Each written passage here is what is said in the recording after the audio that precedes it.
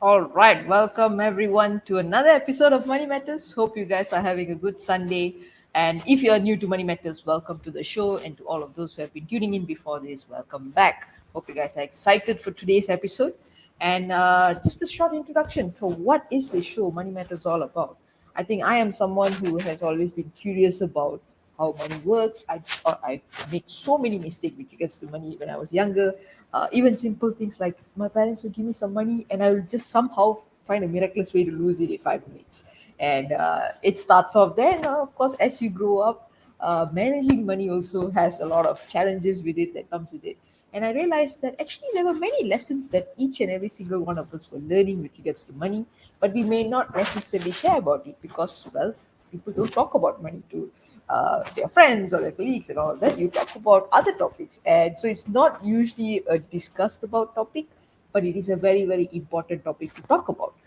Because only when we remove the taboo, only when we remove that block and we have honest conversations and learn from each other's mistakes, are we going to make progress in it. And sometimes you just need to talk to the people around you to learn so many things that will help you so much and will save you so much time from making additional mistakes. So I was curious, okay, what else can I learn from all the amazing people around me? Hence why we had this show. I think we started off very casually during the pandemic, interviewing some of my amazing friends. And now it has evolved into a show where we have invited so many amazing speakers to come and share their experiences. So if you have been tuning in before this, thank you so much for joining us for each and every single one of those episodes.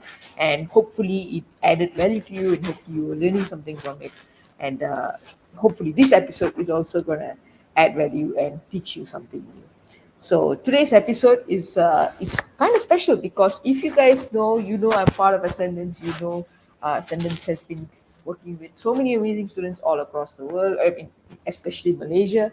And one of those organizations that has really made this possible for us is Avery Dennison. And we have been working with them for the past 1 year. I think you guys would have seen we had so many amazing workshops and all of that in the teenageentrepreneur.com platform, thanks to them.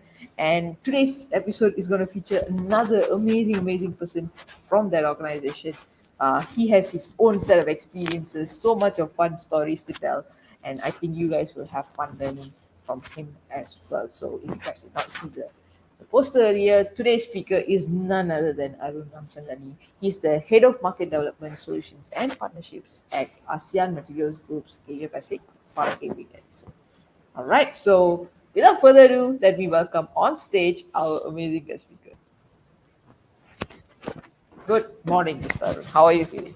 I'm good. How are you, Mathura? Thanks for having me on call today.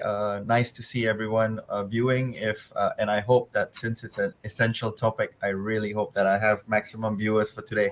On a Sunday, we're dressed up in coats, but it's all good. Yeah, After this, we're gonna put off our coats and go and have fun. So that's all good. Yeah. go for a movie or something. So yeah, thank you so much for joining us. I'm very excited to go through your story. But I think most of us whenever we meet somebody from like even Avery Dennison or any of the big companies, we're like, oh my god, these people are big. Like, oh my god, they work in such big corporations. They must be really serious and must have a really like, complicated story as to how they got there. And then I'll usually ask them like, okay, how did you get where you are today? And then they'll tell me a story and it's like always a roller coaster. So I mean, if I ask you the story of how did you get here, I think we will have like a 20-minute introduction, which is not what we want to do. But But I how yeah, yeah you I can do it. I can challenge you to like a 2-minute introduction or something. Yeah, that's fine. So I would like to at least maybe share that brand is not the really the most important thing when you graduate. I think most people are driven by going into the best company, a very big brand, a multinational. But I have come from an experience where you don't necessarily have to be disappointed if you don't get into a branded company. I worked my way up. I was once an operational guy. Today, I head the department for market development. But it's important to know that everything is a process. It takes time. It takes definitely some effort. It takes recognition, and sometimes it takes luck. If people recognize you, they will move you up.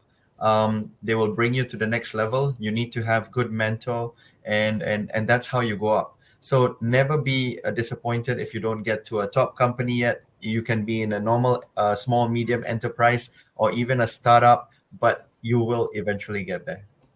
I love that because one of the things that kind of we usually think we need to go and learn to from all these big organizations to get some lessons, but like I've had like literally school going children who are speakers in money matters and they taught valuable lessons as well. So everyone has something to say and you can start wherever you are anyway.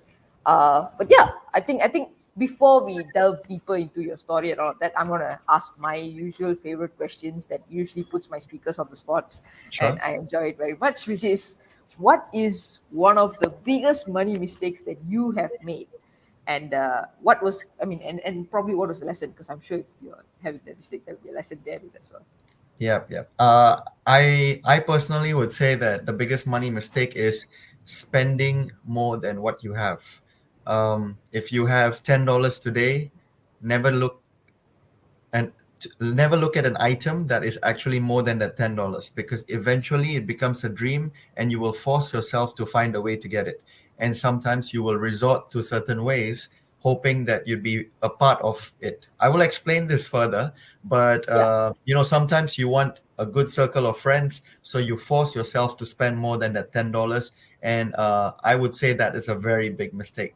Most people tend to do it unknowingly. They feel that by being in a group of circle, sometimes they force themselves to spend more than that what they have as budget. So always be mindful. I like that. But when you say that, don't, if you have that amount and you work towards it, but it also kind of like backfires. I know people who don't want to take risks because they're so worried that they'll go out of this. I'm one of those people actually. I don't like going beyond what I have. So like, where would you draw the line with regards to like you're overdoing it, or you're underdoing it in a way? So I think most people learn from experience. Today you have banks that give you loans.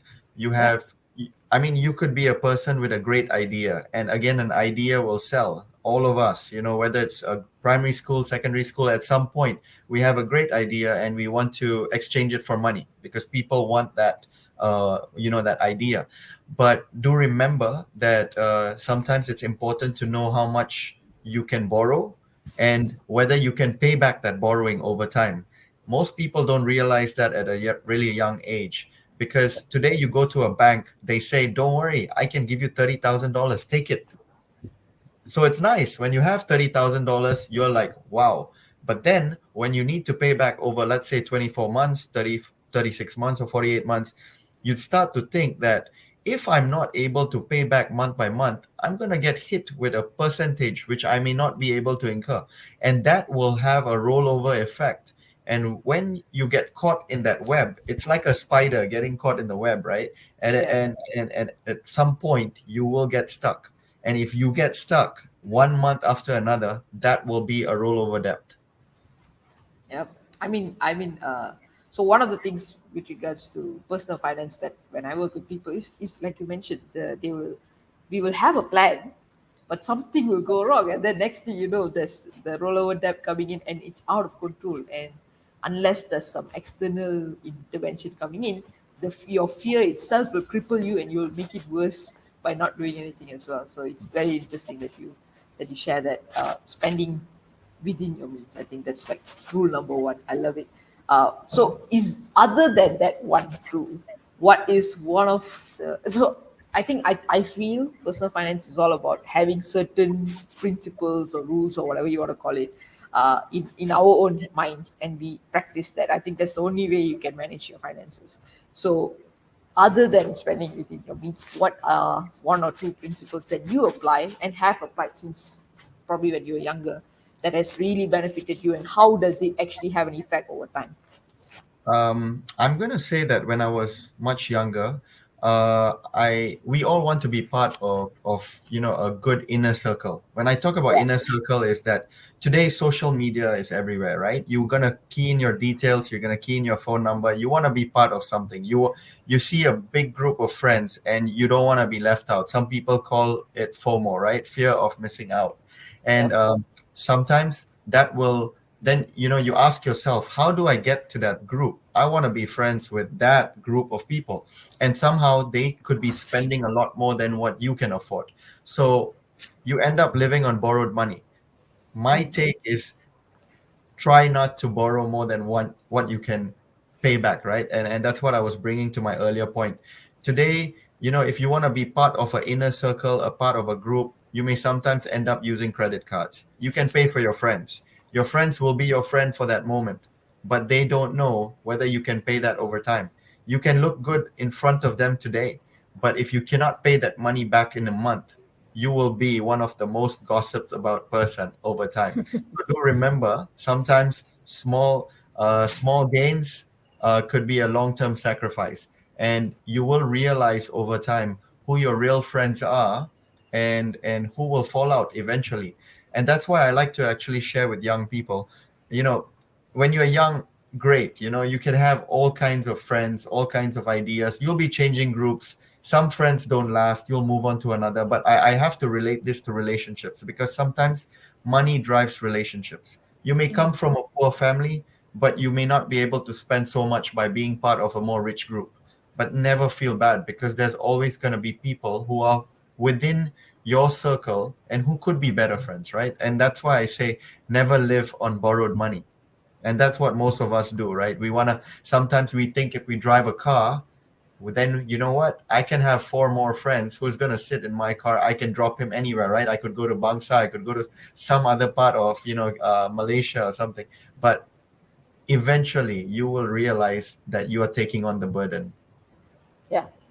That I mean, it's kind of interesting to see that what we faced when we were in school, like, is the same issues we faced when we grew up as well, like the peer pressure and needing to fit in. Like, I remember all of my friends would buy this nasi lemak packet, and I did not have like the pocket money, or because I brought food from home, and I used to feel so, like you said, FOMO. The FOMO was so real, and you would try to do all kinds of crazy things to get into that situation. But the faster we learn to manage ourselves and understand that true friends, like you said, can be anywhere, then I think you will eventually learn how to manage that.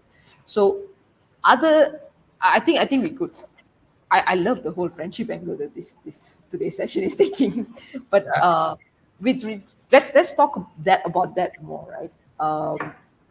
Do you I've One of the things that I have seen is people who, as they grow up, so like for example, entering the workforce, 20-year-olds and all of that, and I will see some of our friends have like a slightly more fancier car, and then some of us have some of us have the Myvi, and some of us have the Vios, and we will start comparing. And I don't think this ends here, because I've seen literally like 60-year-olds, 70-year-olds also doing the same thing with their friends. They're like, oh, they have that, like the Merc or the BMW or Porsche and all of that, and they compete in that level. It's just the level of the competition changes.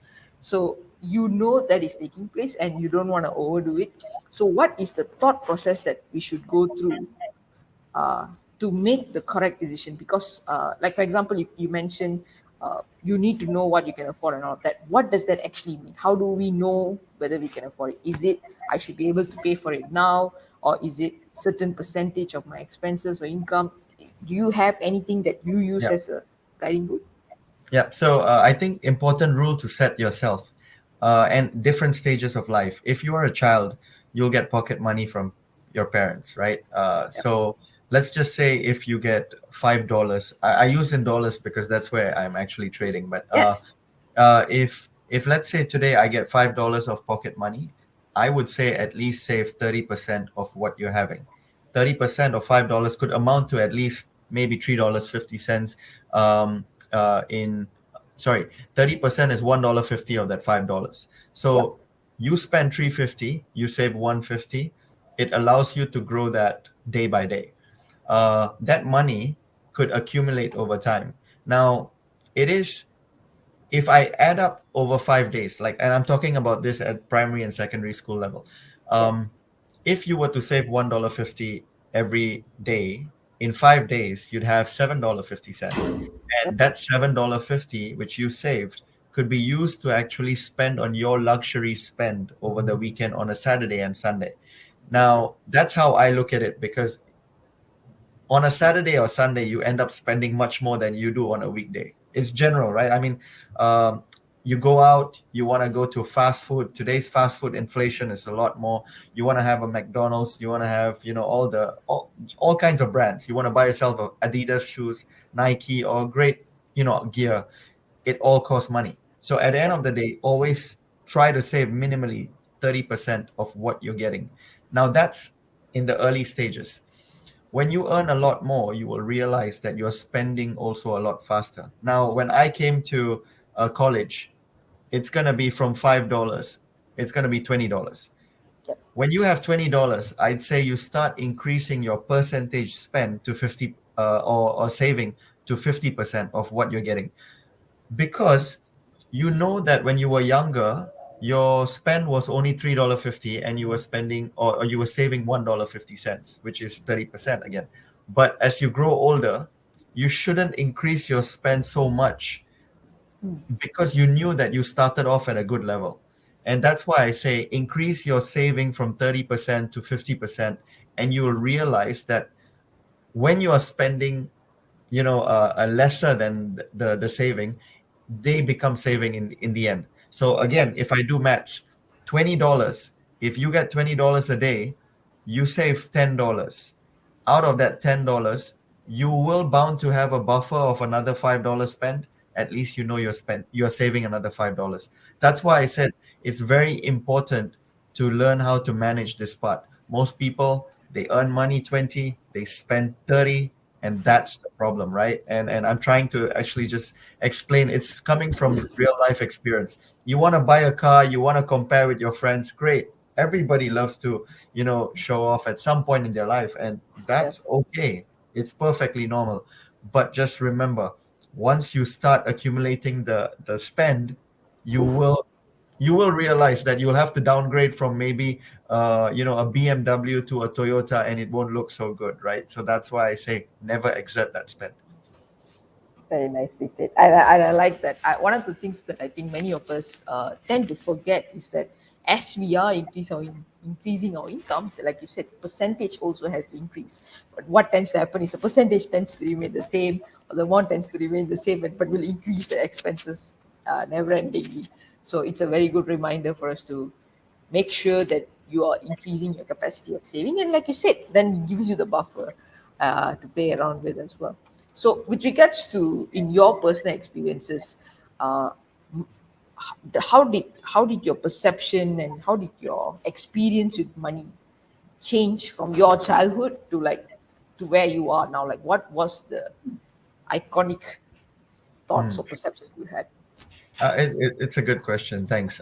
So I must say that we don't learn at early stages, because when our parents give us money, we tend to take it for granted.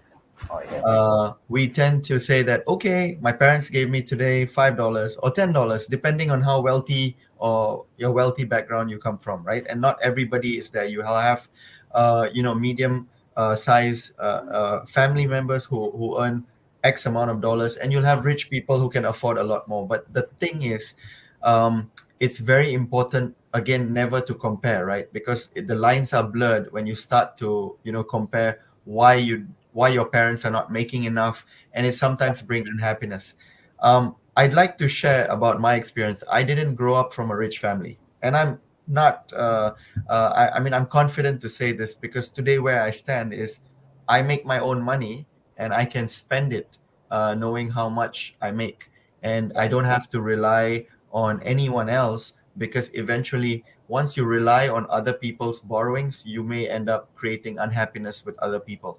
And so there are a few experiences, and again, I will get to it.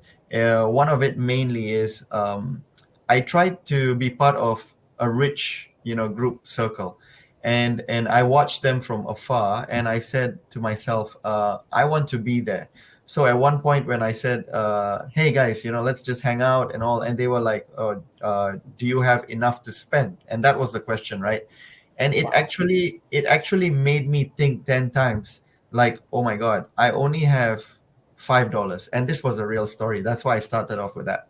And that group were spending literally between $10 to $20 at that point of time. And I talk about that was a daily spend. Now, is it because they come from a rich family and that's why they can spend? You will ask yourself this question. But I was only earning $5. Like you said earlier, I eat nasi lemak, I go to a hawker center. A lot of us may not be able to afford the larger spending. But what I did was I literally borrowed money, and I borrowed from my basically I borrowed from my parents more money. I said, look, I needed it, and if they didn't give it to me, I was a little upset. And it's natural, right? You tend to want something so that you can prove to make someone else happier. So in this stage, I was making my parents upset when I was younger, but I was trying to be part of a group of friends who I wanted to be part of. And I Yeah. think this is where peer pressure is a problem, right? Yeah. I learned that when I was part of that group for, let's say, 1 month, I was happy. But you know what? When I couldn't sustain that spend, the friends left me after that. And you will realize that as you go on in life, there will be a lot of people who come and go. And Yeah. that's because maybe you have something today, but you may lose it tomorrow. Today you will be rich. Tomorrow you may end up being poor. Today you may be rich. You will be a multimillionaire. Who knows if you know how to actually bank on what you have today and multiply it. So the key is this is a financial issue, right? And that's why I say in your show where money matters, it can be a two-edged sword. And if people don't understand how to manage finance, I say from my experience, it can be a negative. So yes, that's from me. Yeah, I like that. I like that, and it's so true. Yeah, it is a double-edged sword in a way. Where if you're not very objective with it, it tends to mess things up. I think what was the question that I had in mind? Oh my god, I had such a good question in my mind that I No completely. worries. You can ask me anything. Yeah. Okay, yes. So since we are talking a lot about peer pressure, I think one of the things that I wanted to see is we usually tend to associate peer pressure with spending because I think that's where most of us tend to fall in a way.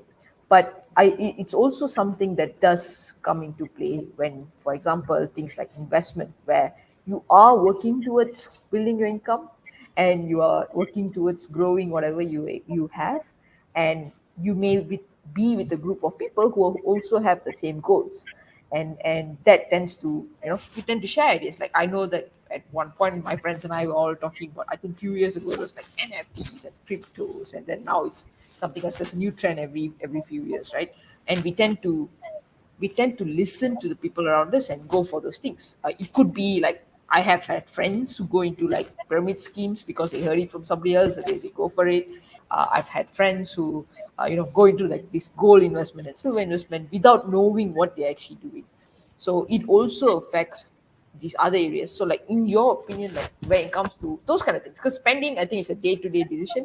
But when it comes to things like your insurance, your investments, and those areas, uh, how then do you look at peer pressure? I mean, how do you manage it in that situations? I will share. I think when starting off from young and growing as you earn more money, the real bottom line is steer away again from the dangers of overspending. Right. I think Yeah. most importantly, start by monitoring the little expenses. You Mm. ask yourself today, what is important for me? What do I need to be accountable of? And again, this is in your personal life and your professional life. You need to know if you today you're a manager of a firm, you need to manage your income and expenses very carefully. How many people you have under your team? How much are they earning? What is the employment rate? What is the marketing spend? What is and that is part of budgeting. In Yeah. your personal life, you will ask yourself, what are essential spending? You have your mortgage payments. You may not have a car, you may have a motorbike, so you would want to at least balance between that. It eventually gets you to your destination. So you ask yourself, do you have a health insurance, which is basic? You don't need an investment portfolio yet. You ask yourself, I need a health insurance. It's going to cost me X number of dollars, which is minimal, right? And everybody will and should afford it. Um, Yep.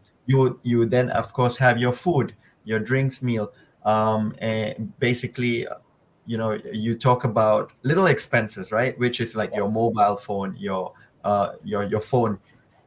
But what happens is all of these little expenses will add up. They add Yeah. up really quickly, right? Today you have one brand of a mobile phone, and there will be 10 other people who carries an iPhone, and they will say, "Hey, this is the new iPhone." And now the iPhone has an iPhone smartwatch, or whatever Apple device that comes up, right? You have all the little external gears that start coming up, and people start looking at this, and everything costs money. You want your earbuds, you want your watch to be integrated, connected, and it all looks cool.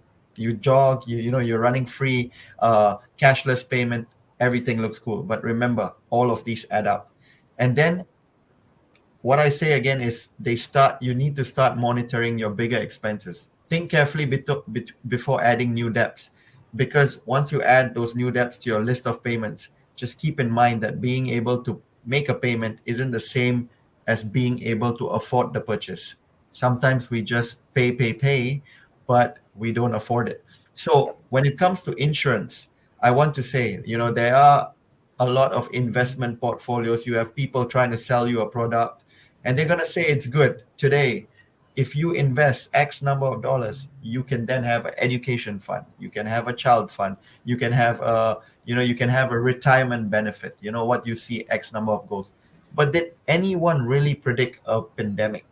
Did anyone predict the SARS? Did anyone predict weather conditions? It could be just about anything. Sometimes most people only think for the moment, but they forget what's going to happen along the way. And usually things take a downturn at some point, and it's called correction, right? Today, Yeah. everything goes up. Somehow it has to come down. And that's why when people talk about equity and bonds, it's really important to know how much you can spend. And bonds are a lot more smaller than the equity, right? Because they say, oh, high investment, high return, and higher risk. But most people forget about the risk factor. And that's why I say that when it comes to financial planning, it's so important to understand what your little expenses are. So think about the essentials. I like that because if you have practiced being aware and managing your little expenses, then when you do go on to the higher level expenses, you will have that presence of mind to think it through. But if you're someone who was just winging your finances when it was the little expenses, then when you go to the bigger ones, you also got to wing it, and it's not going to go that well. Uh, Very, very great input. I think one of the things that caught my attention is, of course, when you were sharing about being a manager, and that usually means you're going to be taking care of the income and the expenses of an organization. Do you feel how we handle our personal finances does, at the end of the day, influence how we do things when it comes to a company? Because they could have and also affect in a way your capacity, your capability as a leader, right? How does our personal finances eventually impact those situations in a way? I think there's a clear difference between the personal home and when you work for a company. If you Yep. work for a big startup, you have the idea. The startup will buy your idea. They think you're good, and they think that, okay, your idea is going to work. I'm going to invest $50,000 in you. Today you feel good. You're now wearing a jacket, you're wearing new shirts, you look more classy, everything's upgraded. Then you try and pitch that idea to your friends, and you say, hey, look, I can afford, and that idea is great. um, I think the bigger issue here is that when the company is ready to invest in you, um, it's very important to know exactly what the spend is again, because the idea can take your budget to the highest. But what happens is the investors may not know what's coming. They don't know when that idea could potentially end, because at the end of the day they will say, I expect an ROI of maybe 60 to 70% back. And Yep. because they're saying you don't have the capital, which looks good when you come up with an idea and you're part of a company and you can splurge, you can start living in a big house, you can buy a car, great. Again, I say it's temporary. But if that idea fails, the investors will come after you. And like I said again, personal life and the professional life could be very different. The Yep. professional life can feed you, and it can feed you. It can give you a corporate credit card. You can take people out. You can make friends look good, and everything is gonna come natural. But just remember again, everything comes with a return, right? And I'm sure, Mathura, you yourself are in a maybe in a startup environment. You wanted to live better than the normal kid, perhaps. And I mean, you're looking good today, and everything's growing faster than expected. But I say this again from experience. Personal life and professional life, the budget is somewhat different, but the principle can be applied. Yep, I like that because I think, especially when people start off their first business and all of that, the line you tend to get the lines blurred because it the idea is from coming from you, so you tend to think it's me, the business is me, which is not true. It's two different entities. The business has a life of its own. It has its own expenses and things to worry or concern about as a business. So it is very important for us to draw the line. And I think that's one of the things that many people struggle with when they first, I don't know, go into entrepreneurship in a way. And I also like the fact that you said that you may have these things now, and because of that you are able to wear the nice suit and all this kind of stuff, but it may not be there, which brings me to one of the situations that I've seen with people a lot, which is when they change careers, and people are moving through their, as we grow up, we want to do different things, and we are going into different companies and working and all of that. When we do make that shift, I think sometimes our finances and all will also go up and down. Sometimes it is not a pleasant journey because you may have had a job which is very stable and then goes down. So when, let's say, you are in a situation where things are not going good for you, it's not the move that made you happier, it's a move that has kind of put you in a position where everything else is going down. So how do we kind of like shift our mind to focus back on what we need to do, and I don't know, how do we manage that downturn times in a way? So for me, I always look back at my growing up. Yeah, Always be mindful what your background is, right? It's important to know the backing of your family wealth. Again, I say this because you may have a support system, but eventually the support system may not be there.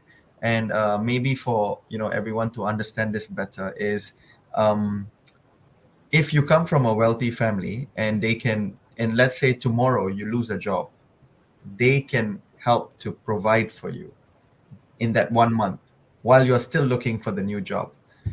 But if you, let's say, live for yourself and you are hand to mouth, if let's just say you were to move from one job to another job and you don't plan that move correctly, and let's just say, touch wood, the contract gets canceled, or potentially the deal didn't work out because the company says, I found someone better, it becomes a real problem for both people. One, if the contract was signed, it's a contractual legal issue. If the contract wasn't signed, one party can back out and the other party will be affected, meaning you yourself. And I've made one mistake during my transition where I left the company earlier before getting the job on the overlap. And what happens is, if you're not earning in, let's just say, 15 to 20 days, that's eating up into your yearly annual average. yeah, Because today, if you were supposed to earn, let's say, $2,000 today, and you left the job that was paying you $2,000, but your debt and your expenses were incurring during that gap, yeah, it's now going to be a $4,000 spend, which is averaged out over 11 months, not 12, because you were not working for 1 month. And again, this yeah, is something that I've learned. Um, Always remember that it requires some level of planning. And that's why I say this is all coming from experience. Never feel bad if you have a negative experience because it will learn to make you smarter yeah. with that one experience. Very, very nicely shared. I think planning it, uh actually, but most of the things, if you fail to plan, you plan to fail, right? That's what they say. So like, if you actually plan it out, most of the things can be done, even though it may take time longer than we expect it to, but it will be done in a smoother way rather than jumping into things and then it kind of fails in a way. I think the with regards to organizations, when we're talking, I think one of the things that comes to my mind is, do you feel like principles such as the emergency funds, like I am someone who likes to talk about emergency funds in my talk show all the time, and savings and managing your spending within what you have and all of that. Do you as a manager, do you also have those same thoughts when you look at your business entity? Because like I've met people who run businesses who think with the same principles in a way. I've also met people who think in a completely different set of principles when it comes to the business. So like for your personal thing, is it two different kind of principles? If yes, what are the principles you have when you deal with, you know, as a manager in a business? What are the principles you have with regards to money? So there's difference between manager, director, head of Yeah, department, different level. I yeah, want to share with everyone the real fact. If you're a manager, you will realize that you can only approve up to a certain budget, yeah. maybe $500, maybe $1,000. Just imagine if a manager was given the role to approve a $10,000 budget of $30,000 budget, the company will go bust within I don't know how to say it, but in the shortest time. Yeah, um, because the top, I would say, as you go up in your career, not everybody can make it to the top.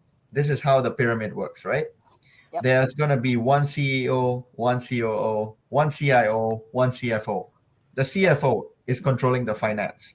The CFO will help the CEO and the COO to think exactly how much budget there is so that he can execute out operations. But yeah, that is why the pyramid was set, so that the lower managers can have only lower level of approvals, yep, because managers need to know how to learn how to spend and how to save before they can go up to the higher levels. If you lose touch in that approval process, that's why I say the company pyramid will turn upside down in just a short time. And how I would say that I grew up is the same thing. When I was a manager, I was like, come on, why can't I spend more than why can't I approve a budget more than $500? But yep, that's called principal ethics of the company. It's set up that way for the company to be sustainable in the longer term. Today, if I'm a director or head of department in that form, leading up to the top of the pyramid, yep, you will realize that, great, now I can approve $100,000 budget. Then the question I ask myself, how much am I going to spend for marketing? Tomorrow, I need to bring in business. yep, My business should be more than the amount that I'm spending, and that's going to be set at 10 times more than how much I'm spending. So today, the company gives me budget to spend $100,000. Okay, let's say the entire year. But if I cannot bring in $1 million to the company, that's it. That's the yep, end of position. And that's why I say the basic principle is know your expenses, know your spend. There were times that we had to go through cost cutting. There were yep, times when we had to tell ourselves, wow, during pandemic, everything went digital. Everything was multiplying at even 10, 20, 30 times, right? All even everything up to 500 times. My point is, today, we are facing a correction. Not every company will survive after pandemic. Not every idea will survive what actually was the greatest thing during the pandemic. yep, We will all face correction someday. And that's when it's reality. Even companies go through it. It's called a cycle, right? And yep, today, even Avery Dennison, and just like any other company, will have to face that cycle. And we ask ourselves, did we do the right thing? It's great if we were making money, but again, at the end of the day, we need to be mindful of what we spend. And that's why I say, to get to the top, you need to see all of these. And if you yep. don't see it, you just continue just approving. And that's why I say, as managers, it's good where we are. Be appreciative that when we have a certain spend, it's good enough.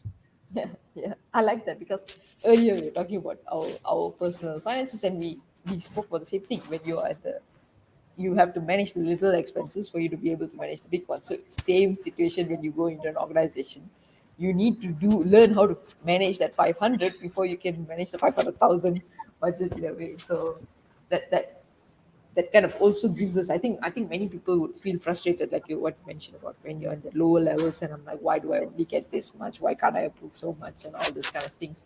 But as it prepares you to be able to handle uh, higher, bigger challenges in a way.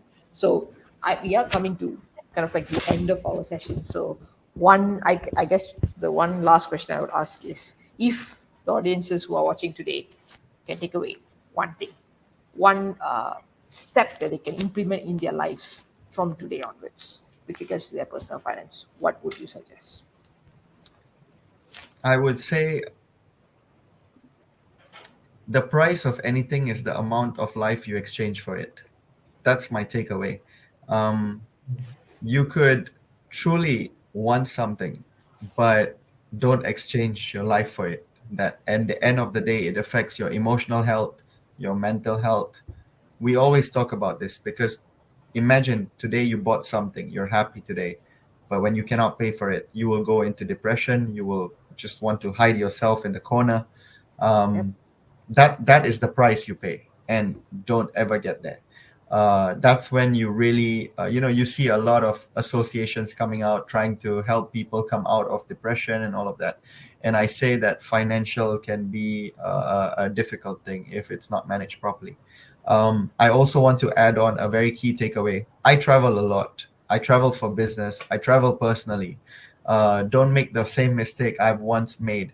Like for example, okay, so I'm in Vietnam, and remember, when you're in dollars, it's always easy to count dollar, right? $1, $2, big exchange. When you go into Malaysia, one Singapore dollar is almost 3.3, Yep. your ringgit, right? So, but what happens if you go to Vietnam, and if I pick up a simple note like this, Oh it's yeah.